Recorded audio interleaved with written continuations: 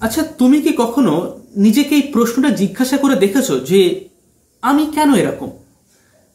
আমার যে চরিত্র বা আমার যে বৈশিষ্ট্য বা আমি যেরকম কাজ করি, যেরকম সময়ে বা যেরকম সিচুয়েশনে যে ধরনের কথা বলে থাকি, যেমন ধরনের আমার ব্যবহার, এটা কেন এই রকম? আমি কেন আমার মতো? অথবা আমার সাথেই কেন এই একই ধরনের ঘটনা বারবার ঘটে? আমার সাথেই কেন এরকম হয়? অথবা আমি কেন অন্য মানুষকে সম্পূর্ণ স্বাধীনভাবে নিঃস্বার্থভাবে ভালোবাসতে পারি না? ভালোবাসতে গেলে কেন আমার মধ্যে একটা ভয় কাজ করে, একটা ভীতি কাজ করে? অথবা ঠিক এর উল্টোটা, অন্য কোনো মানুষ যদি সে সম্পূর্ণ স্বাধীনভাবে নিঃস্বার্থভাবে আমাকে ভালোবাসতে চায়, আমার কাছে আসতে চায়, তখন কেন আমি ভয় পাই? আমরা তো সাধারণত এটাই চাই না যে অন্য মানুষ আমাদেরকে ভালোবাসুক, আমাদের খেয়াল রাখুক, কিন্তু যখন সেটা সত্যি সত্যি হয় তখন আমরা কেন ভয় পাই এবং সেখান থেকে আমরা পালিয়ে যেতে চাই? না, এই জিনিসটা আমাদের চরিত্রের কতগুলো বৈশিষ্ট্য।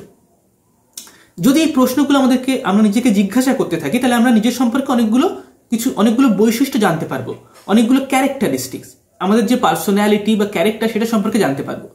তার মধ্যেও এমন অনেকগুলো বৈশিষ্ট্য থাকে যেগুলো অনেক লুকানো বা অনেক ল্যাটেন্ট, সুপ্ত অবস্থায়, সচরাচর আমরা খেয়াল করতে পারি না, অথচ সেগুলো আমাদেরই বৈশিষ্ট্য। নাও, সেই যে বৈশিষ্ট্যগুলো যেগুলো আমরা খেয়াল করতে পারি না অথচ আমাদের বৈশিষ্ট্য, আমাদের চরিত্র বা আমাদের পার্সোনালিটির অংশ, সেই জিনিসটাকে যদি আমরা জানতে চাই তাহলে আমাদেরকে দুটো জিনিস সম্পর্কে জানতে হবে। এক, সিগমন্ড ফ্রয়েডের ইগো, ইড এবং সুপার ইগো কাকে বলে, বা এই তিনটে জিনিসের মানে কি, অর্থাৎ আমাদের মনের যে অভ্যন্তরীণ গঠন সেটা কি। এবং দুই, ডিফেন্স মেকানিজম কাকে বলে। নাও, আজকের ভিডিওতে আমি দ্বিতীয় বিষয়টা নিয়ে আলোচনা করব, ডিফেন্স মেকানিজম কাকে বলে। এবং প্রথম যে বিষয়টা ইগো, ইড এবং সুপার ইগো, সেটা আমরা আগের একটা ভিডিওতে অলরেডি আলোচনা করেছি। যদি তুমি সেই ভিডিওটা না দেখে থাকো তাহলে ডেসক্রিপশনে গিয়ে ভিডিও নাম্বার 1 যে লিঙ্কটা দেওয়া আছে সেখান থেকে তুমি সেই ভিডিওটা দেখতে পারো। যদি তুমি সেই ভিডিওটা না দেখে থাকো তাহলে তোমার আজকের ভিডিওটা বুঝতে কোনো অসুবিধা হবে না, কিন্তু যদি তুমি সেটা দেখে থাকো তাহলে তোমার আজকের ভিডিওটা বুঝতে অনেক বেশি সুবিধা হবে, অনেক বেশি কিছু তুমি বুঝতে পারবে। ওকে, নাও, আমাদের এই যে চরিত্র বা এই যে পার্সোনালিটি, তার মধ্যে অনেক এমন বৈশিষ্ট্য আছে যেগুলো অনেক লুকানো অবস্থায় থাকে। নাও, কেন এরকম হয়? কারণ আমাদের মনের যে গঠন তার জন্য এরকম হয়। সেই মনের গঠনটা কি? সেটা হচ্ছে ইগো, ইড এবং সুপার ইগো দ্বারা তৈরি। এটা আমরা আগের ভিডিওতে জেনেছি, এই ছবিটা সম্পর্কে আমরা জেনেছি। আজকে আমরা জানবো কি এই তিনটে জিনিসের মধ্যে যে সম্পর্ক, সেখানে যদি অনেক রকমের কনফ্লিক্ট তৈরি হয় তাহলে সেই কনফ্লিক্টগুলো কিরকম হয়। অর্থাৎ ইগো মানে হচ্ছে সারাদিন আমরা যেটা নিয়ে কাজ করি, আমাদের মন যে চিন্তা করে, কথা বলে, সিদ্ধান্ত নেয়, বাস্তবের সাথে ইন্টারঅ্যাক্ট করে, সেটা হচ্ছে ইগো। সুপার ইগো মানে হচ্ছে কি, যে এটা বলে এই কাজটা উচিত, এটা অনুচিত, তোমার এটা একদম করা উচিত হয়নি, এটা খুব ভালো কাজ, তোমাকে এটাই করা উচিত, ইস পরীক্ষাতে মাত্র এত কম নাম্বার পেয়েছে, তোমার তো 95% পাওয়া উচিত। এটা হচ্ছে কে বলছে? Super ego.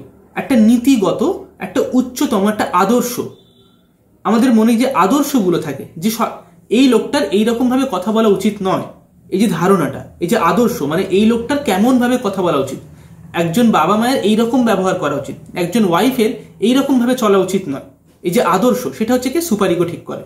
সুপার ইগোর কিছু অংশ কনসাস, কিছু অংশ হচ্ছে আনকনসাস। ইগো সারাদিন যে কাজকর্ম করে।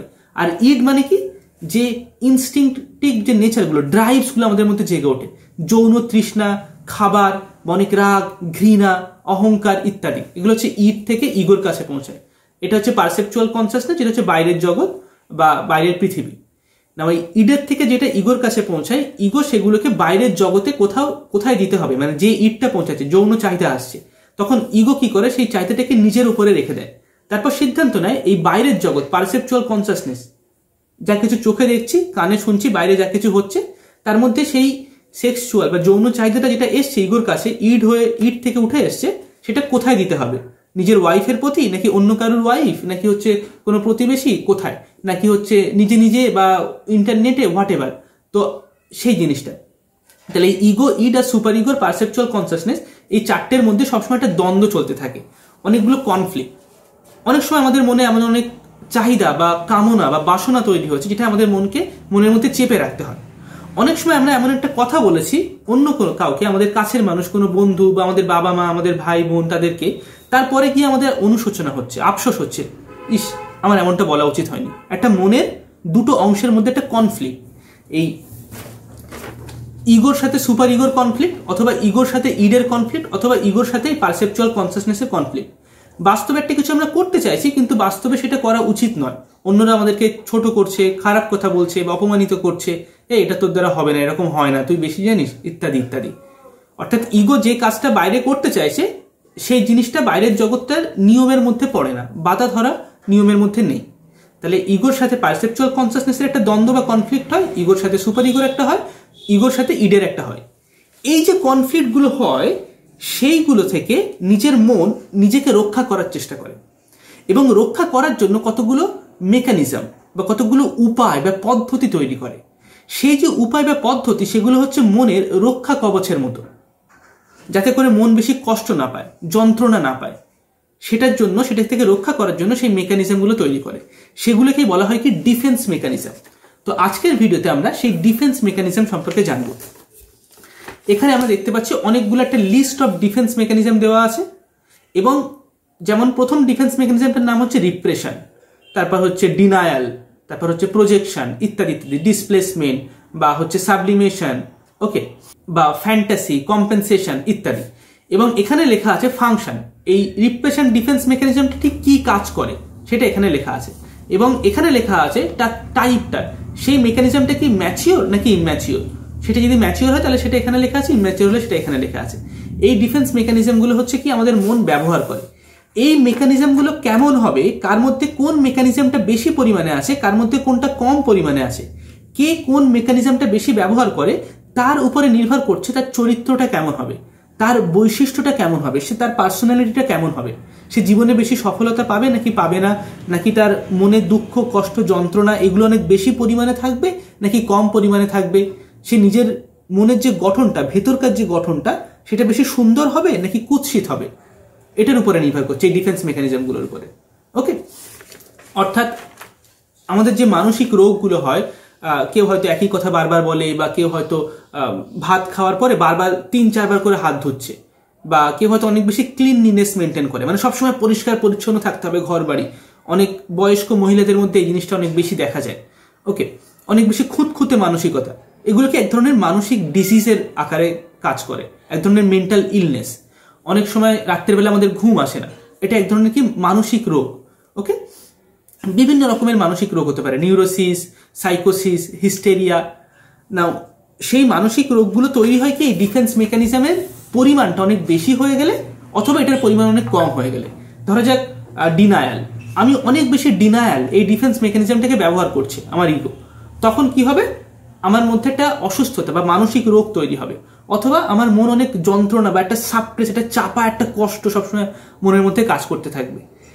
যত বেশি আমি কোনো ডিফেন্স মেকানিজমকে সঠিকভাবে ব্যবহার করতে পারবো, তত আমার মন সুস্থ থাকবে, তত আমার মন ভালো থাকবে, তত আমি সজাগ থাকতে পারবো, সঠিক সিদ্ধান্ত নিতে পারবো, বেশি কাজে ফোকাস করতে পারবো, সবকিছু সুন্দরভাবে সামলাতে পারবো, আমার জব লাইফ, আমার পার্সোনাল লাইফ ইত্যাদি ইত্যাদি।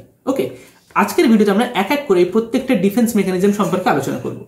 তার আগে আমি আরো একটা কথা তোমাদের সবাইকে বলতে চাই, সেটা হচ্ছে যে আমাদের চ্যানেলে একটা নতুন কোর্স লঞ্চ করা হয়েছে, যার নাম অ্যাডভান্সড মাইন্ডসেট। যে কোর্সের মধ্যে আমরা অনেকগুলো মাইন্ডসেট নিয়ে আলোচনা করেছি। তোমার মাইন্ডসেটকে যদি তুমি ইমপ্রুভ করতে চাও, অনেক শক্তিশালী করতে চাও, অনেক ফোকাসড মাইন্ডসেট তৈরি করতে চাও, কারণ একটা ভুল মাইন্ডসেটের জন্য একজন মানুষ তার জীবনে 5-10 বছর ধরে ভুল সিদ্ধান্ত নিতে পারে, একটা ভুল অ্যাটিটিউড জীবনের প্রতি রাখতে পারে। এবং যদি সেই মাইন্ডসেটটাকে কারেক্ট করা যায়, শুধরে ফেলা যায়, তাহলে তার আগামী 3-4-5 বছর সময় তাকে নষ্ট করতে হবে না বারবার ভুল সিদ্ধান্ত নেওয়ার মাধ্যমে, ভুল কাজকর্ম করার মাধ্যমে। তারপরে গিয়ে সে শিখবে, এতটাও বেশি মানে অহেতুক জীবনের সময় এবং শক্তি খরচ করার প্রয়োজন নেই।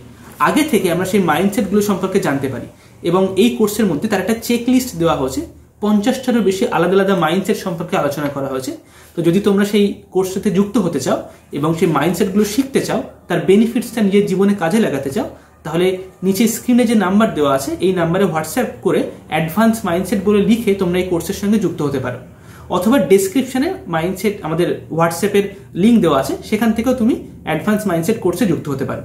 এই কোর্সটা একটা ডোনেশন বেস কোর্স, এখানে তোমাকে কোনো রকম ফিস দিতে হচ্ছে না। তুমি যে কোনো পরিমাণ অর্থ তোমার সুবিধা মতো, তোমার স্বাচ্ছন্দ্য অনুযায়ী অনুদান দিয়ে, মানে ডোনেট করে এই কোর্সের সঙ্গে যুক্ত হতে পারো। ওকে, তো এবারে আমরা ফিরে আসি আমাদের ভিডিওতে। নাও সবার প্রথম যে ডিফেন্স মেকানিজম যদি আমরা দেখে নিই, এখানে আমরা দেখতে পাচ্ছি কি ইগো, ইড আর সুপার ইগো। ডিফেন্স মেকানিজম, সবার প্রথম ডিফেন্স মেকানিজম হচ্ছে রিপ্রেশন। রিপ্রেশন মানে কি?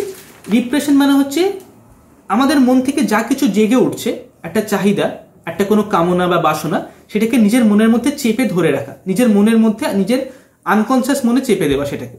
অর্থাৎ আমাদের যে ইগো সেলফ আছে, সেই ইগো যখন তার যে অংশটা সে গ্রহণ করতে চায় না, অথচ আনকনসিয়াস মন থেকে উঠে আসে, সেটাকে রিপ্রেস করে নিজের আনকনসিয়াস মনের মধ্যে পাঠিয়ে দেয়। এটা হচ্ছে রিপ্রেশন।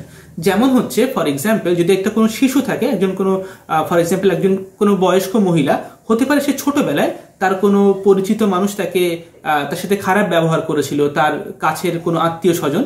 নাও এখন সে সেটা ভুলে গেছে, তার সেটা আর মনে নেই, কিন্তু তার আনকনসিয়াস মন থেকে সেই ঘটনাটা এখনো পর্যন্ত তার কনসিয়াস মনটাকে নিয়ন্ত্রণ করতে থাকে।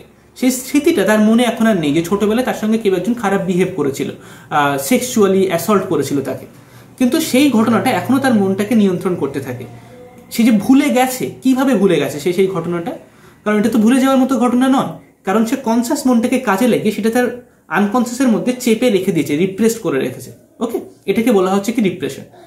এরপরে আমরা চলে আসবো কি ডিনায়াল। ডিনায়াল মানে কি হচ্ছে বাস্তবের কোনো একটা ঘটনা বা কোনো একটা নিয়ম যেটা হচ্ছে সত্যি, একটা ট্রুথ, কিন্তু আমরা সেটাকে গ্রহণ করতে চাই না, আমরা মেনে নিতে চাই না, আমরা সেটাকে ডিনাই করে দিতে চাই। অর্থাৎ ইগো কি করে? ইগো হচ্ছে কি এই পারসেপচুয়াল কনসিয়াসনেসের মাধ্যমে যা কিছু দেখছে তার মধ্যে কোনো একটা অংশকে ডিনাই করতে চায়, যে না না এটা সত্যি নয়, কিন্তু হতে পারে সেটাই বাস্তবে সত্যি। তখন এটা এক ধরনের ডিফেন্স মেকানিজম, ইগো নিজেকে রক্ষা করার জন্য এরকম করতে থাকে। এটাকে বলা হয় কি ডিনায়াল। যেমন ধরুন কেউ হয়তো একজন যে অনেক বেশি অ্যালকোহল খায়, সে অনেক বেশি মদ খেতে থাকে, কিন্তু যখনই তাকে এটা বলা হয় বেশি মদ খেলে লিভার নষ্ট হয়ে যেতে পারে বা হচ্ছে তোমার শারীরিক অসুস্থতা হতে পারে, তখন সেটাকে ডিনাই করে, না না সবার তো এরকম হয় না, সবার তো এরকম প্রবলেম হয় না, আমি রেগুলেশনের মধ্যেই খাই, বেশি খাই না, ঠিক আছে। অর্থাৎ যে ফ্যাক্ট সেটাকে ডিনাই করা। স্মোকিং করলে আমাদের মানে ক্যান্সার হতে পারে বিভিন্ন রকমের, এই ফ্যাক্টটাকে ডিনাই করা। কই অনেকেই তো স্মোকিং করতে, তাদের তো হয় না, তাদের তো হেলথ পুরো ফিট আছে, কিন্তু তাদের কোথাও না কোথাও একটা কম হলেও হেলথের ড্যামেজ হয়। এটাকে গ্রহণ করা বা এটাকে একসেপ্ট করা, সেটা থেকে নিজেকে রক্ষা করা, যাতে করে সেই কাজটা আমরা যেন অনবরত করতে থাকতে পারি, এটাকে বলা হচ্ছে কি ডিনায়াল। এবার এখানে আমি অনেক ছোট্ট উদাহরণ দিলাম। স্মোকিং। জীবনের অনেক জটিল বিষয় আছে যেগুলোকে আমরা ডিনাই করতে থাকি, যেগুলোকে আমরা মেনে নিতে চাই না, অথচ সেগুলো সত্য। এটা কি আমাদের মনের একটা ডিফেন্স মেকানিজম। ওকে, আমাদেরকে খেয়াল করতে হবে জাস্ট এই যে ডিফেন্স মেকানিজম, রিপ্রেশন বা ডিনায়াল বা হচ্ছে প্রজেকশন, এগুলোকে আমরা কখন ব্যবহার করছি এবং কিভাবে ব্যবহার করছি। আমাদের মন যখনই ডিনাই করছে তখন আমরা যেন সজাগ হতে পারি যে হ্যাঁ আচ্ছা এটা তো ডিনাই করছি আমি, এটা আমার ডিনায়াল, ডিফেন্স মেকানিজম ইউজ করছি আমি। যত বেশি সময় এমন আমি সজাগ হতে পারবো আমার মনটাকে, তত সেটা আমার জন্য বেটার হবে, তত আমি আমার আনকনসিয়াসের ছোট ছোট টুকরো টুকরো জিনিসগুলোকে কনসিয়াস মাইন্ডে এনে জুড়ে দিতে পারছি। আমার মনটা অনেক বেশি সজাগ হচ্ছে, অ্যাওয়ার হচ্ছে। ওকে, নাও এরপরে আমি চলে আসবো 3 নম্বর আমাদের ডিফেন্স মেকানিজম, সেটার নাম হচ্ছে কি প্রজেকশন। নাও 3 নম্বর ডিফেন্স মেকানিজম যদি আমরা দেখি প্রজেকশন, প্রজেকশনের মানে কি লেখা আছে? Attributes impulses to others. Okay, now এটার মানে কি? এটার মানে হচ্ছে যে আমাদের মনের ভেতর থেকে কোনো একটা জিনিস হয়তো উঠে আসছে, কিন্তু আমরা সেটাকে মনে করছি আমাদের ভেতর থেকে আসছে না, এটা বাইরে থেকে আসছে, তখন সেটাকে আমরা বলি কি প্রজেকশন। আমরা আমাদের ভিতরকার জিনিসকে প্রজেক্ট করে দিই বাইরে, তারপর সেখান থেকে সেটাকে গ্রহণ করি। আমাদের মনের ভিতর থেকে, আনকনসিয়াস থেকে কোনো একটা জিনিস উঠে আসার পরিবর্তে কিন্তু আমরা সেটাকে প্রজেক্ট করে দিই বাইরে, তারপর সেই বাইরে জিনিসের মাধ্যমে মিডিয়েট হয়ে আমাদের কাছে পৌঁছায়, তখন সেটাকে আমরা বলছি কি প্রজেকশন। যেমন একটা উদাহরণ নেওয়া যায়, হতে পারে দুজন পার্টনার আছে, তার মধ্যে একজন পার্টনার সে হচ্ছে মানে সে হচ্ছে জেলাস ফিল করে। ধরো যাক আমি এবং আমার একটা পার্টনার আছে, আমার অনেক ঈর্ষা অনুভূতি হয়, অনেক জেলাস ফিল হয় যে ও বেশি টাকা রোজগার করছে, বেশি ইন্টেলেকচুয়াল, বেশি বুদ্ধিমান, বেশি সম্মান পায়, ঠিক আছে, আমার এটা দেখে ঈর্ষা হয়। ঠিক আছে, এমনটা নয় যে ওর সম্মানটার অংশ আমিও, বা আমরা দুজন একসঙ্গে এগোচ্ছি আর কি, দুজন দুজনের থেকে শিখছি, একে অপরকে বিভিন্ন ক্ষেত্রে সাহায্য করছি, না, বরং আমার এটা দেখে ঈর্ষা হচ্ছে। এবং এই যে জেলাসিটা ফিল হচ্ছে, আমি এটা জানতে পারছি না, আমি ভাবছি কি আমার পার্টনার আমার প্রতি একটা অবিশ্বাস রেখে দেয় বা একটা মানে আনফেথফুল, ও আমাকে বেশি গ্রহণ করে না, আমি ভাবছি এটা ওর কোয়ালিটি বা ওর বৈশিষ্ট্যের একটা ভুল বা ত্রুটি, কিন্তু প্রকৃত অর্থে এটা আমার কোয়ালিটি বা বৈশিষ্ট্যের একটা ভুল। এটাকে বলা হচ্ছে কি প্রজেকশন।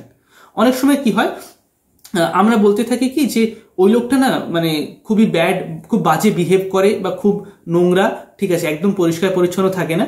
কিন্তু এই যে বলছি ওই লোকটা খারাপ ব্যবহার করে এবং পরিষ্কার পরিচ্ছন্ন থাকে না এবং বাজে মানে মাইন্ডসেট আছে, এটা অ্যাকচুয়ালি ওই লোকটার বৈশিষ্ট্য নয়, এটা হতে পারে আমাদের আনকনসিয়াস মাইন্ডের বৈশিষ্ট্য। কিন্তু আমরা সেটাকে দেখতে পাই না, যার ফলে কি সেই আনকনসিয়াস মাইন্ডের সেই যে আমাদের বৈশিষ্ট্যগুলো আছে, আমাদের ইগো অংশটা, সেটাকে আমরা দেখতে পাচ্ছি না। যার ফলে কি আমরা সেই আনকনসিয়াস মন সেটাকে এই কনসিয়াস মনে পাঠানোর জন্য বাইরে প্রজেক্ট করে দিচ্ছে, এটা একটা ছায়ার মতো বাইরে তৈরি করছে। এবং অন্য মানুষকে যখন সেই ছায়ার মধ্যে দিয়ে আমরা দেখছি, তখন মনে হচ্ছে যেন ওই লোকটা অ্যাকচুয়ালি খারাপ বৈশিষ্ট্য আছে, ও মানে পরিষ্কার পরিচ্ছন্ন থাকে না, কিন্তু ওটা অ্যাকচুয়ালি আমাদেরই বৈশিষ্ট্য। এটা হচ্ছে কি প্রজেকশন। ওকে, যেটা আমাদের 3 নম্বর ডিফেন্স মেকানিজম। এরপরে আমরা চলে আসবো কি ডিসপ্লেসমেন্ট। ডিসপ্লেসমেন্ট মানে কি, মানে হচ্ছে shift emotion to safer target. অর্থাৎ কোনো একটা ইমোশনকে আমি একটা জায়গার পরিবর্তে একটা অন্য জায়গাতে দিয়ে ব্যবহার করছি, তখন সেটাকে বলা হয় কি ডিসপ্লেসমেন্ট। ধরা যাক আমার অফিসের বস, তার উপরে আমার খুব রাগ হয়েছে, ঘৃণা হচ্ছে, ঠিক আছে, কিন্তু আমি তাকে কিছু বলতে পারছি না। তো আমি কি করছি, বাড়ি এসে আমার ছেলে মেয়েকে মারধর করছি যে তুই পরীক্ষাতে ভালো নাম্বার পাসনি, যখন যেটা বলবো সেটা শুনবি, ইত্যাদি ইত্যাদি। তাহলে কি আমার ইমোশন, আমার রাগটা বা আমার ঘৃণাটা একটা জিনিস বা একটা কনসেপ্ট, আমার অফিসের বস তার অভিমুখে ছিল, সেখান থেকে আমি সেখানে সেটা প্রকাশ করতে পারিনি, আমার মন সেটাকে আটকে রেখেছে। কারণ আমি যদি আমার বসের প্রতি রাগ দেখাই, তাহলে আমাকে অফিস থেকে বাইরে বার করে দেবে। তখন আমি কি করছি, বাড়ি এসে আমার ছেলে মেয়ের প্রতি দেখাচ্ছি বা আমার ওয়াইফের প্রতি দেখাচ্ছি। তখন সেটা কি হয়ে গেল, কি ওই ইমোশনটা প্রকাশ তো পাচ্ছে, কিন্তু ডিসপ্লেসড হয়ে গেছে, স্থানচ্যুত হয়ে গেছে, একটা জায়গার পরিবর্তে একটা অন্য জায়গাতে গিয়ে প্রকাশ পাচ্ছে। এটা হচ্ছে কি আমাদের মনের আরেকটা ডিফেন্স মেকানিজম। কারণ মন সবসময় চাইবে কি, তার ভেতরকার যে কনফ্লিক্ট, এই ego, id, perceptual consciousness, super ego, সেই কনফ্লিক্টটাকে কমাতে, সেটা কমানোর জন্য সে বিভিন্ন রকমের ডিফেন্স মেকানিজম ব্যবহার করে। ওকে, যেমন একটা হলো আমরা ডিসপ্লেসমেন্ট। নাও এরপরে হচ্ছে কি রিগ্রেশন। রিগ্রেশন মানে কি রিটার্নস টু আর্লিয়ার বিহেভিয়ার। অর্থাৎ আমরা এখন এমন একটা ঘটনার সম্মুখীন হয়েছি, যেটা কি করে সেই ঘটনাটাকে সমাধান করতে হয় আমি জানি না। ওকে, আমি বুঝতে পারছি না যে এরকম সিচুয়েশনে আমার কি করা উচিত। কিন্তু যেহেতু আমি জানি না, অনুসন্ধান করার পরিবর্তে, অন্য কারোর কাছ থেকে শেখার পরিবর্তে, মতামত নেওয়ার পরিবর্তে, তার পরিবর্তে কি করছি, আগে ছোটবেলায় বা 5 বছর 4 বছর আগে আমি অন্য কোনো ঘটনা যেমনভাবে হ্যান্ডেল করতাম, ম্যানেজ করতাম, এখন আমি সেই বিহেভিয়ারটাকে এই ঘটনার প্রতি মানে ব্যবহার করার চেষ্টা করছি। যেমন ধরুন, আমার হয়তো ফর এক্সাম্পল লিভারের প্রবলেম হচ্ছে, যে আমার ডাইজেশন হচ্ছে না। তো আমি কি করতাম, আগে আমার জ্বর হলে আমি প্যারাসিটামল খেতাম। আমি ভাবলাম প্যারাসিটামল খেয়ে নিই, আমার হজমের সমস্যা ঠিক হয়ে যাবে। অর্থাৎ কি আগের কোনো একটা সমস্যা ছিল, মানে আগে যেমন ব্যবহার করতাম, এখন আমি ভাবছি নতুন ঘটনার প্রতি সেই একই ব্যবহার করলেও আমি সেই ঘটনাটাকে ম্যানেজ করতে পারবো। এটাকে বলা হচ্ছে কি রিগ্রেশন। ওকে, যেমন ধরুন অনেক সময় যখন আমরা অ্যাডাল্ট হই, প্রথম এই 21, 22, 23 বা 27, 28 বছর বয়স, 30 বছর বয়স, তখন আমাদের জীবনে এমন অনেক ঘটনা ঘটে যেগুলো নতুন, যেগুলো আমরা জানি না কি করে সেটাকে ম্যানেজ করতে হয়। তখন আমরা সেই ঘটনাটার সম্মুখীন হওয়ার পর চাইল্ডিশলি, একজন শিশু যেমন ভাবে ব্যবহার করে খেলার ছলে, আমরা সেটাকে সেরকম ভাবে নিই, তার সিরিয়াসনেসটা আমরা বুঝতে পারি না, তার জটিলতাটাকে আমরা বুঝতে পারি না। একটা কোনো চাইল্ড যেমন বিহেভ করে বা আমরা ছোটবেলায় যেমন করতাম সেটা করতে থাকি। তো এটাকে কি বলা হচ্ছে, এটাকে বলা হচ্ছে রিগ্রেশন। এরপরে আমরা চলে আসবো কি রিঅ্যাকশন ফরমেশন। রিঅ্যাকশন ফরমেশন হচ্ছে আরেকটা ডিফেন্স মেকানিজম, যার মানে হচ্ছে কি অ্যাক্টস অপোজিট টু ফিলিংস। এটার মানে হচ্ছে, ধরা যাক আমাদের মনে যেমন অনুভূতি হচ্ছে, যেমন ফিলিংস হচ্ছে, তার উল্টো রকমের কোনো একটা ব্যবহার বা বৈশিষ্ট্য তৈরি করা। ধরা যাক আমার একটা বন্ধু আছে, যার প্রতি আমার একটা শত্রুতার মনোভাব তৈরি হচ্ছে, মানে তার প্রতি একটা অপছন্দ তৈরি হচ্ছে আমার, যে সে যেন আমার সবসময় ক্ষতি করতে চায়। তাহলে আমি এই যে অনুভূতি, সেই অনুযায়ী ব্যবহার করবো তার প্রতি, এমনটা নয়, বরঞ্চ তার প্রতি আমার শত্রুতার অনুভূতি হচ্ছে, আমি তার প্রতি একটু বেশি অতিরিক্ত বন্ধুত্ব দেখানোর চেষ্টা করছি, যে তার অনেক খেয়াল রাখি, তাকে অনেক আমি পছন্দ করি, এরকম ভাবে ব্যবহার করার চেষ্টা করছি। কিন্তু আমার অনুভূতি বা ফিলিংসটা হচ্ছে কি শত্রুতা, কিন্তু আমি ব্যবহার করছি কি তার ঠিক উল্টো। এটাকে বলা হচ্ছে কি রিঅ্যাকশন ফরমেশন। অর্থাৎ আমাদের অনুভূতির উল্টো রকমের ব্যবহার যখন আমরা তৈরি করি। আমি জাস্ট একটা উদাহরণ দিলাম, কিন্তু এরকম আমরা আমাদের জীবনে অনেক করে থাকি। আমাদের আশেপাশের মানুষ, বিভিন্ন লোকজন, বিভিন্ন মানে আমাদের বন্ধু, প্রতিবেশী, তাদের প্রতি, নিজের প্রতি, এরকম অনেক রিঅ্যাকশন ফরমেশন আমরা তৈরি করি। এরপরে হচ্ছে কি সাবলিমেশন। সাবলিমেশন মানে হচ্ছে কি কনভার্টস ড্রাইভস ইনটু ক্রিয়েটিভিটি। অর্থাৎ আমাদের মনে এক ধরনের কামনা বা বাসনা এরকম জিনিস উঠে আসছে, কিন্তু সেটাকে আমরা যেহেতু স্যাটিসফাই করতে পারছি না, তার পরিবর্তে আমরা অন্য মাধ্যমে সেটাকে রূপান্তর করার চেষ্টা করছি। ওকে, অর্থাৎ ধরা যাক আমার এখন খুব জল তেষ্টা পাচ্ছে, কিন্তু আমার কাছে জল নেই, তার পরিবর্তে আমি কি খেলাম, কোনো শুকনো খাবার খেয়ে নিলাম। তাহলে কি আমার এক ধরনের চাহিদাকে সেটাকে পূরণ করতে না পারার জন্য অন্য একটা জিনিস দিয়ে সেটাকে পূরণ করার চেষ্টা করছি। ওকে, এটার অর্থ হচ্ছে যে যেগুলো সামাজিকভাবে গ্রহণযোগ্য নয়, আমার মধ্যে যে কামনা বাসনা বা চাহিদাগুলো আসছে অথচ সেটা সামাজিকভাবে গ্রহণযোগ্য নয়, তখন সেই চাহিদাটাকে আমি পাল্টে ফেলে এমন একটা চাহিদাতে রূপান্তর করছি যেটা সামাজিকভাবে গ্রহণযোগ্য। হতে পারে আমার মধ্যে অনেক যৌন তৃষ্ণা আসছে, তাহলে আমি সেটাকে যদি পূরণ করার মতো অবস্থা বা পরিস্থিতি আমার না থাকে, তাহলে আমি হয়তো স্পোর্টস প্র্যাকটিস করছি, আমি জিম জয়েন করলাম। তাহলে কি আমার সেই এনার্জিটাকে আমি অন্য অভিমুখে চ্যানেলিং করে দিলাম। সেটা যৌন তৃষ্ণা আকারে আসছিল, কিন্তু সেটা সামাজিকভাবে গ্রহণযোগ্য নয়, কারণ আমি এখন ম্যারিড নই বা ইত্যাদি ইত্যাদি যে কোনো রকম সিচুয়েশন হতে পারে। তখন আমি সেটাকে অন্য অভিমুখে পাঠিয়ে দিলাম। আমি কোনো কবিতা লিখতে শুরু করলাম, আমি জিম জয়েন করলাম, আমি মেডিটেশন প্র্যাকটিস করছি, তাহলে সেই এনার্জিটাকে আমি অন্য একটা অভিমুখে, একটা ক্রিয়েটিভ ফোর্স আকারে সেটাকে আমি প্র্যাকটিস করছি, ব্যবহার করছি। তো এটাকে বলা হচ্ছে কি সাবলিমেশন। সাবলিমেশন হচ্ছে কি one of the most mature defence mechanism. অর্থাৎ আপনি যদি একটা ম্যাচিওর পার্সন হন, তাহলে আপনার মধ্যে রিপ্রেশন বা সাবলিমেশন, এই যে দুটো ডিফেন্স মেকানিজম সব থেকে বেশি আপনি ব্যবহার করবেন। ডিনায়াল বা projection, displacement, regression, reaction formation, এগুলো হচ্ছে কি অনেক বেশি ইমম্যাচিওর ডিফেন্স মেকানিজম। একটা বললাম রিপ্রেশন, যেটা অনেক ম্যাচিওর, আর একটা হচ্ছে কি সাবলিমেশন। এরপরে আমরা চলে আসবো কি র্যাশনালাইজেশন, অর্থাৎ কি লজিক্যাল এক্সকিউজেস।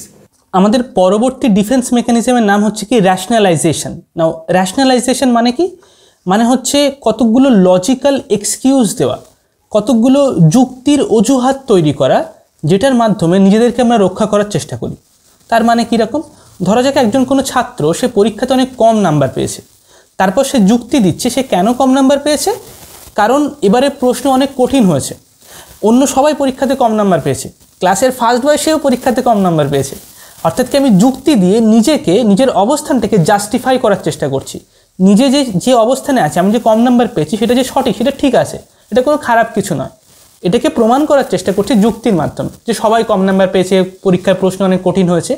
লজিক্যাল এক্সকিউজ দেওয়া, যুক্তিগত অজুহাত দেওয়া, এটাকে বলা হচ্ছে কি র্যাশনালাইজেশন। এটা এক ধরনের ডিফেন্স মেকানিজম। মানে এটা তো আমি ছোটোবেলায় বিরাট করতাম, ঠিক আছে, আমার পরীক্ষাতে কম নাম্বার হলে একদম মুখস্থ এটা ছিল আমার, যে পরীক্ষার প্রশ্ন খারাপ, মানে বাজে প্রশ্ন হয়েছে, আউট অফ সিলেবাস কোশ্চেন এসছে, ওই ছেলেটাও তো কম নাম্বার পেয়েছে, ইত্যাদি ইত্যাদি। ওকে, তো এটা প্রত্যেকেই আমরা সবাই করে থাকি, রিপ্রেশন, ডিনায়াল, প্রজেকশন। ওকে, আচ্ছা, এরপরে আমরা চলে আসবো কি আমাদের নেক্সট ডিফেন্স মেকানিজম হচ্ছে আইডেন্টিফিকেশন। আইডেন্টিফিকেশন মানে হচ্ছে কি অ্যাডপ্টস অ্যাডমায়ার ট্রেডস। এটার মানে কি, এটার মানে হচ্ছে অন্য কোনো মানুষের যে বৈশিষ্ট্য, তাদের যে চরিত্র, তারা যেমনভাবে বিহেভ করে, কথা বলে, সেটাকে দেখে দেখে নকল করা বা তার মতো হয়ে ওঠার চেষ্টা করা।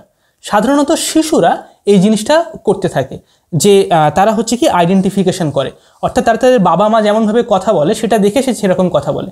একটা শিশু যদি সে তার বাবাকে দেখে তার মাকে সে অপমান করছে, তাহলে সে বড় হওয়ার পরে বেশিরভাগ চান্স এরকম হয়ে উঠবে, যদি না সে এডুকেটেড হয়। এডুকেটেড হলে অবভিয়াসলি সেটা চেঞ্জ হতে পারে। তো আমরা যেমন দেখি, আমরা ঠিক সেই জিনিসটাকে আমরা কপি পেস্ট করার চেষ্টা করি। ছোট মানুষরা তারা ছোটোবেলায় যেটা দেখে, যে তাদেরকে বাবা মারা হাঁটতে বলছে, তারা হেঁটে হেঁটে দেখাচ্ছে, সেও সেরকম দেখে কপি করছে। অ লেখো অ, বা এ লেখো এ ফর অ্যাপেল, আমরা দেখে দেখে সেটা কপি করি। ওকে, এটাকে বলা হচ্ছে কি আইডেন্টিফিকেশন।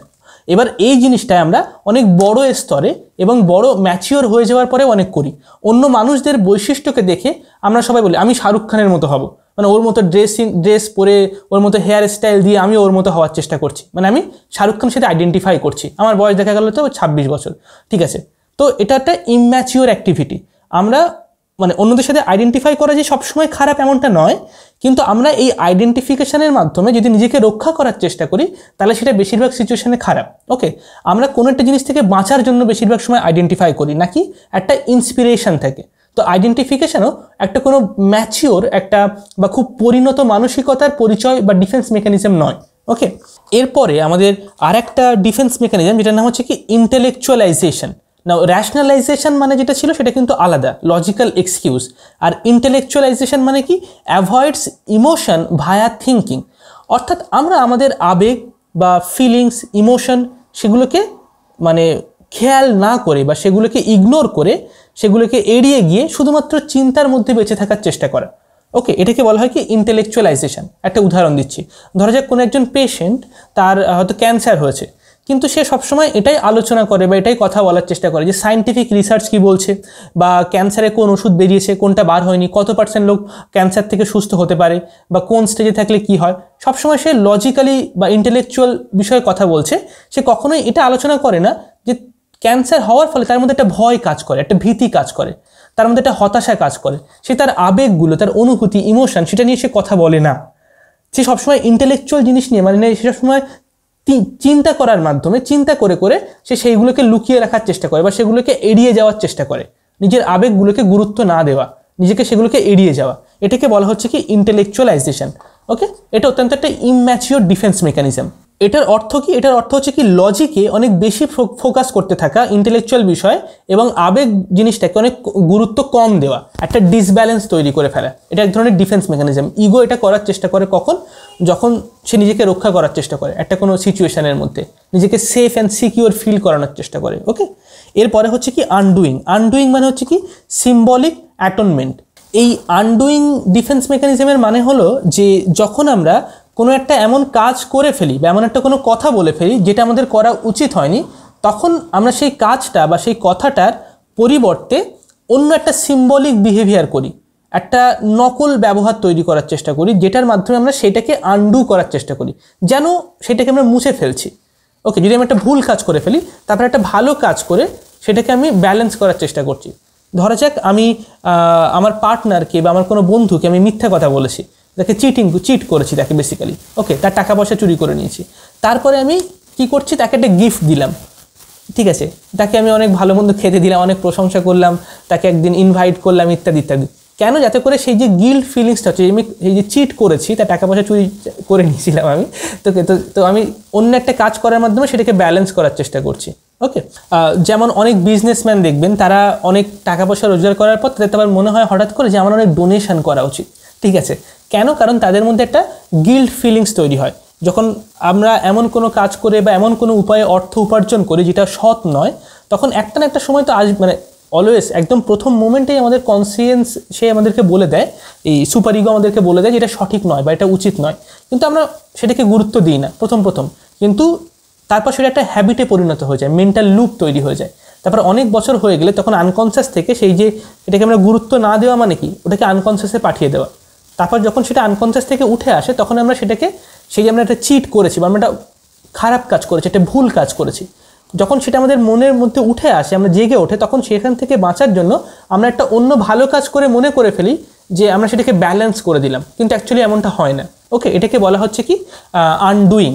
যেটা আমরা একবার করে ফেলেছি সেটাকে আমরা মুছে ফেলার চেষ্টা করি, কিন্তু সেটা সম্ভব নয় অ্যাকচুয়ালি, ওটাকে একসেপ্ট করা আমাদেরকে শিখতে হবে। ওকে, এটা হচ্ছে আরেক ধরনের ডিফেন্স মেকানিজম। তো লাস্ট আমরা চলে আসবো কি কম্পেনসেশন এবং ফ্যান্টাসি। কম্পেনসেশন মানে কি কভার্স উইকনেস বাই ওভারডুইং। এটা অত্যন্ত মানে খুবই একটা পরিচিত এক ধরনের ডিফেন্স মেকানিজম। যখন আমরা কোনো একটা ক্ষেত্রে ব্যর্থ বা ফেলিওর হয়েছি, তখন আমরা কি করার চেষ্টা করি, অন্য একটা ক্ষেত্রে অনেক বেশি কিছু অ্যাচিভ করার চেষ্টা করি, করে আমরা সেটাকে ঢেকে রাখার চেষ্টা করি। ধরা যাক কোনো একজন মানুষ, সে হয়তো সামাজিকভাবে অত বেশি গ্রহণযোগ্য নয়, সে তার কোনো বন্ধুদের গ্রুপ নেই, সে যে অফিসে কাজ করে সেই অফিসে সবাই তার সাথে ভালো করে কথা বলে না, ভালো বিহেভ করে না, সামাজিকভাবে বা সোশ্যালি সে একটু অকওয়ার্ড ফিল করে। সে জানে না কি করে সামাজিক ঘটনায় 5 জন মানুষ যেখানে একসঙ্গে দাঁড়িয়ে থাকে সেখানে কীরকমভাবে কথা বলতে হয়, কি বিহেভ করতে হয়, সেটা সে জানে না বা সে বুঝতে পারে না। ওকে, এবার এই ক্ষেত্রে তার একটা দুর্বলতা আছে, তার মধ্যে কিছু খামতি আছে, যার ফলে সে এটাকে ঢেকে রাখার জন্য সে কি করবে, অনেক বেশি বেশি কাজ করতে শুরু করবে, আরও বেশি ওয়ার্ক, আরও বেশি কাজ করতে শুরু করবে। এমনটা নয় সে অনেক কাজ জিনিসটাকে অনেক ভালোবাসে বা অনেক প্যাশনেটলি করছে, সেই কারণে করছে এমনটা নয়, এই কারণে করছে কারণ সেটাকে ঢেকে রাখতে চায়, তার যে সোশ্যাল যে অকওয়ার্ডনেসটা। ওকে, তখন এই যে ডিফেন্স মেকানিজম, সেটাকে তখন আমরা বলছি কি কম্পেনসেশন। অর্থাৎ একটা ক্ষেত্রের ব্যর্থতাকে আমরা কম্পেনসেট করার চেষ্টা করছি একটা অন্য ক্ষেত্রের ব্যর্থতা দিয়ে। ওকে, আনডুইং এর ক্ষেত্রে কি এটা অন্য মানুষের প্রতি ছিল, অন্য অভিমুখে ছিল, এটা হচ্ছে আমাদের নিজেদের বিহেভিয়ার। ওকে, এবারে আমরা লাস্ট আমাদের যে ডিফেন্স মেকানিজম সেখানে চলে আসবে, সেটা হচ্ছে কি ফ্যান্টাসি অথবা ডে ড্রিমিং। না, ওই ফ্যান্টাসি বা ডে ড্রিমিং এটা আমরা সবাই করি, প্রত্যেক দিন আমাদের জীবনে ফ্যান্টাসি বা ডে ড্রিমিং চলতে থাকে। রাস্তা দিয়ে হেঁটে যাচ্ছি, মেট্রোতে বসে আছি, বা একা ঘরে বসে আছি বা খাচ্ছি কোনো কিছু বা টিভি দেখছি ইত্যাদি বা মোবাইল ফোন দেখছি, সবসময় কিছু না কিছু একটা ফ্যান্টাসি আমাদের মধ্যে চলতে থাকে। কারোর ক্ষেত্রে সেটা কম, কারোর ক্ষেত্রে সেটা বেশি। এই ফ্যান্টাসির মানে কি? ফ্যান্টাসি মানে হচ্ছে ডে ড্রিমিং বলতে যেটা অ্যাকচুয়ালি বোঝায়। ফ্যান্টাসি শব্দটা অ্যাকচুয়ালি অনেক রকম আলাদা আলাদা মানে হয়, বিশেষ করে এখানে ডে ড্রিমিং বলা হচ্ছে ফ্যান্টাসি বলতে। না, এটার মানে হচ্ছে যে সমস্ত ইচ্ছা, চাহিদা বা কামনাগুলো আমাদের পূরণ হয়নি বাস্তবে, সেটাকে আমরা কল্পনার মধ্যে পূরণ হচ্ছে এমনটা আমরা দেখতে চাই, এমনটা আমরা ভাবতে চাই। ওকে, ধরা যাক ফর এক্সাম্পল কোনো একজন মানুষ সে অনেক একাকিত্বতা অনুভব করে, অনেক লোনলি। তখন সে বাইরের জগতে বার হয়ে বিভিন্ন মানুষের সঙ্গে কথা বলার মাধ্যমে, নতুন বন্ধুত্ব তৈরি করার মাধ্যমে, কোনো একটা কমিউনিটি জয়েন করা, কোথাও একটা সুইমিং শিখতে যাওয়া বা ইয়োগা ক্লাস জয়েন করা, সেখানে নতুন বন্ধু তৈরি করা, নতুন একটা কানেকশন তৈরি করা অন্য মানুষদের সাথে, তার পরিবর্তে সে ঘরে বসে ফ্যান্টাসাইজ করছে যে আমার বন্ধু হলে কেমন হবে, আমার যখন পার্টনার হবে তখন আমরা একসাথে ওয়ার্ল্ড ট্যুরে বেড়াতে যাব, আমরা এটা করব ওটা করব, সে অনেক ফ্যান্টাসাইজ করছে। ওকে, সে বাইরের ওয়ার্ল্ডে তার প্র্যাকটিক্যাল অ্যাপ্লিকেশন কিছুই সে করছে না। তো এটা হচ্ছে কি ডে ড্রিমিং। এটা এক ধরনের ডিফেন্স মেকানিজম। আমাদের যে অপূর্ণ চাহিদা বা যে ইচ্ছাগুলো অপূর্ণ থেকে গেছে, ফুলফিলড হয়নি, সেগুলোকে আমরা কল্পনার জগতে পূরণ হচ্ছে এই অবস্থায় দেখতে চাই মনে। এবং যত বেশি আমরা বাস্তব থেকে পালিয়ে কল্পনার জগতে যাব, তত সেখানে আমরা হারিয়ে যেতে থাকবো। আমাদেরকে বাস্তবের যে দৃঢ়তা, তার যে নিষ্ঠুরতা, সেটা সম্মুখীন হতে হবে এবং সেটাকে কি করে আমরা উতরে যেতে পারি, তার মধ্যে দিয়ে কি করে আমরা জীবনের রাস্তা খুঁজে বার করতে পারি, সেটা আমাদেরকে বোঝার চেষ্টা করতে হবে। ওকে, তো আজকের ভিডিওতে আমি টোটাল 13টা আলাদা আলাদা ডিফেন্স মেকানিজম সম্পর্কে আলোচনা করেছি। নাও, ফ্রয়েডের লেখার মধ্যে বিভিন্ন জায়গাতে এই ডিফেন্স মেকানিজমগুলো উঠে এসেছে। এগুলো আমাদের মনের বিভিন্ন উপায় বা বিভিন্ন পদ্ধতি, যার মাধ্যমে মন নিজের ভেতরকার যে কনফ্লিক্ট বা দ্বন্দ্ব, সেটাকে এড়িয়ে যাওয়ার চেষ্টা করে। যখন এই ডিফেন্স মেকানিজমকে আমরা অনেক বেশি ব্যবহার করতে শুরু করে দিই, তার মানে আমাদের মনে কনফ্লিক্টের পরিমাণও অনেক বেশি। ওকে, তো সেক্ষেত্রে কি এই ডিফেন্স মেকানিজমটাকে কমাতে হবে। এবং কিছু ডিফেন্স মেকানিজম আছে যেগুলো হচ্ছে ম্যাচিওর পার্সনরা ব্যবহার করে, যারা পরিণত, যারা অ্যাকচুয়ালি বুদ্ধিমান। আর বেশিরভাগ যে ডিফেন্স মেকানিজম সেগুলো হচ্ছে তারা ব্যবহার করে যারা ইম্যাচিওর, যারা মানসিকভাবে সুস্থ নয় বা যারা নিজেদের মন সম্পর্কে অনেক বেশি কিছু জানে না বা সঠিকভাবে সিদ্ধান্ত নিতে পারে না, তাদের মেন্টাল যে মডেলটা সেটা সঠিকভাবে গঠন হয়নি, এরকম। ওকে, তো দুটো ডিফেন্স মেকানিজম যেগুলো হচ্ছে সব থেকে বেশি ব্যবহার করা আমাদের উচিত বা ব্যবহার করলে আমাদের সাথে ভালো হতে পারে, একটা হচ্ছে রিপ্রেশন আর একটা হচ্ছে কি সাবলিমেশন। ওকে, তো এই দুটো ডিফেন্স মেকানিজম। আর বাকি যে ডিফেন্স মেকানিজম সেগুলো হচ্ছে ইম্যাচিওরিটি, কোনো না কোনো একটা রূপের ইম্যাচিওরিটি। ওকে, এই মেন্টাল মডেল কোন ডিফেন্স মেকানিজম আমরা কতটা ব্যবহার করছি তার উপর আমাদের চরিত্রের যে বৈশিষ্ট্যটা সেটা তৈরি হয়, সেটা নির্ভর করে এবং এই মেন্টাল মডেলগুলো তৈরি হয়। যদি এই মেন্টাল মডেল সম্পর্কে তোমরা আরও অনেক বেশি ডিটেলসে জানতে চাও, তাহলে আমাদের পরবর্তী কোর্সে তোমরা যুক্ত হতে পারো, যে আমাদের মন কিভাবে কাজ করে এবং আমাদের ডেইলি হ্যাবিটস বা সিস্টেম, যেটা আমাদের সকালে ঘুম থেকে উঠে রাত্রে ঘুমাতে যাওয়া পর্যন্ত, এবং আমাদের জীবনের যে পারপাস, এই তিনটে জিনিস নিয়ে আমরা যে কোর্সের মধ্যে আলোচনা করব,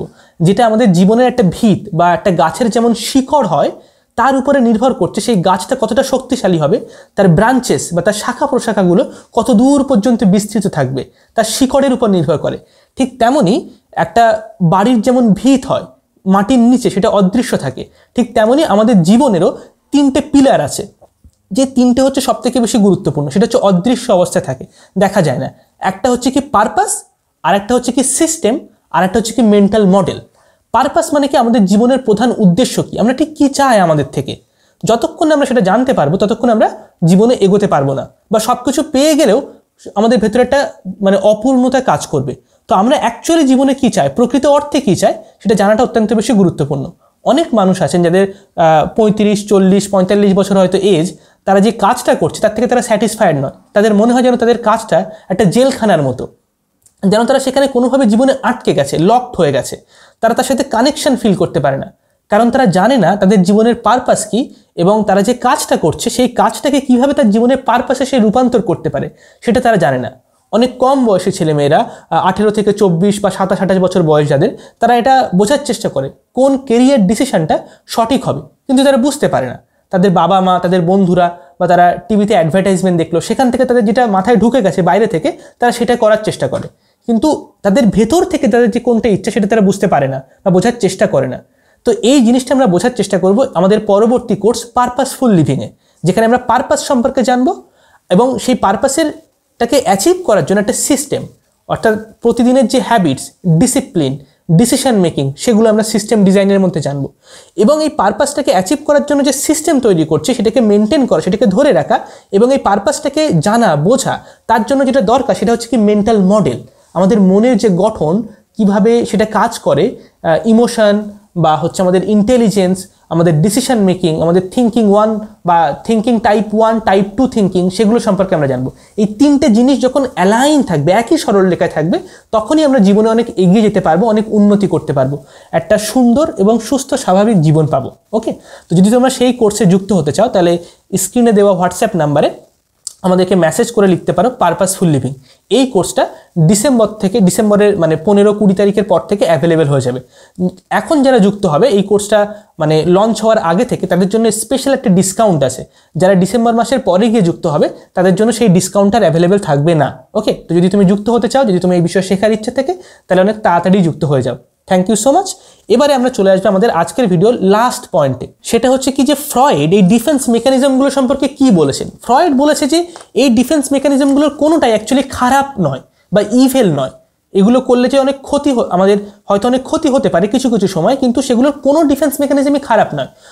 কারণ ইগোর কাজই হচ্ছে সবসময় নিজেকে রক্ষা করা। ইগোর কাজই হচ্ছে কি, এই যে কনফ্লিক্টগুলো হচ্ছে, এই ego, super ego, id, perceptual consciousness, এগুলোর সাথে, ইগোর সাথে এখানে কনফ্লিক্ট, ইগোর সাথে এখানে কনফ্লিক্ট, ইগোর সাথে এখানে কনফ্লিক্ট, সেই কনফ্লিক্টগুলো থেকে নিজেকে রক্ষা করা। ওকে, তো সেই জন্য ইগো বিভিন্ন রকম ডিফেন্স মেকানিজম তৈরি করে।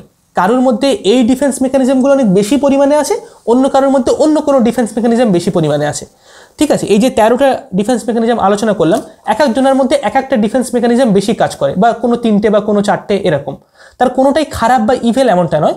জাস্ট আমরা যখন সেটাকে অনেক অতিরিক্তই ব্যবহার করতে শুরু করে দিই, তখন সেগুলো বিভিন্ন রকমের ম্যানিয়া, ফোবিয়া, মেন্টাল ইলনেস, মানসিক রোগ, বা এক ধরনের একটা পারভার্সন, বিকৃতি, বা এক ধরনের আসক্তি, বা এক ধরনের ডিপ্রেশন বা অ্যাংজাইটি, দুশ্চিন্তাতে তৈরি হয়ে যায়। এবং তার ফলে তার পরবর্তী স্তরে গিয়ে সেই যে অ্যাংজাইটি বা ডিপ্রেশন, সেই যে দুশ্চিন্তা বা বিকৃতি, সেগুলো আমাদের শারীরিক স্তরে চলে আসে। ঘুম না হওয়া, বা হচ্ছে সবসময় মানে রেগে যাওয়া, বা হচ্ছে গা হাত পা ব্যথা করতে থাকা, অলস হয়ে পড়া, ঠিক আছে, অনেক বেশি ভমিটিং হওয়া, সবসময় বমি বমি পাওয়া, সবসময় নিজেকে একটা আনলাকি ফিল হওয়া, ঠিক আছে, জীবনের মানে না খুঁজে পাওয়া, বা অনেক সময় তো অনেকে জ্বরও চলে আসে অনেক বেশি মেন্টাল প্রবলেম হলে, বাট ইলনেস তৈরি হলে, অনেক বেশি দুশ্চিন্তা করলে। ওকে, নার্ভাস সিস্টেমের যে সমস্ত রোগ, তার বেশিরভাগটাই, তার 95% মানুষের যে নার্ভাস ডিজিজ আছে সেটা হচ্ছে মেন্টাল ইলনেস থেকে তৈরি হয়। ওকে, ফিজিক্যালি অ্যাকচুয়ালি নয়। প্রথমে মানসিক এই সিমটমসগুলো তৈরি হয়, এই ডিফেন্স মেকানিজমের মধ্যে কোনো একটা বিকৃতি তৈরি হয়, তারপর সেটা ধীরে ধীরে যখন মন সেটাকে সামলাতে পারে না, তখন সেটা শরীরের নার্ভাস সিস্টেমের মধ্যে সেটাকে লুকিয়ে ফেলার চেষ্টা করে। তখন সেই নার্ভাস সিস্টেমের মধ্যে বিভিন্ন বিকৃতি তৈরি হয়, তখন নার্ভের রোগ তৈরি হয়, তখন ইনসমনিয়া তৈরি হয়, ঘুম না আসার যে রোগ।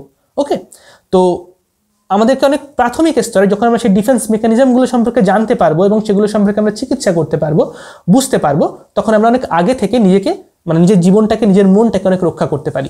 তো এই 13টা ডিফেন্স মেকানিজমের মধ্যে রিপ্রেশন এবং সাবলিমেশন প্র্যাকটিস করুন, বাকিগুলো সম্পর্কে সজাগ হন এবং সেগুলোকে নিয়ন্ত্রণে রাখার চেষ্টা করুন। তো এই ছিল আমাদের আজকের ভিডিও। আশা করি আপনাদের সবার ভালো লেগেছে।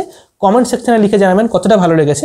এবং যদি আপনি আমাদের অ্যাডভান্স মাইন্ডসেট কোর্সের সঙ্গে যুক্ত হতে চান অথবা পারপাসফুল লিভিং কোর্সের সঙ্গে যুক্ত হতে চান, তাহলে নিচে আমাদের যে হোয়াটসঅ্যাপের নাম্বার দেওয়া আছে ডেসক্রিপশনে, অথবা স্ক্রিনে যে নাম্বার দেওয়া আছে সেখান থেকে আমাদেরকে হোয়াটসঅ্যাপে কন্ট্যাক্ট করতে পারেন।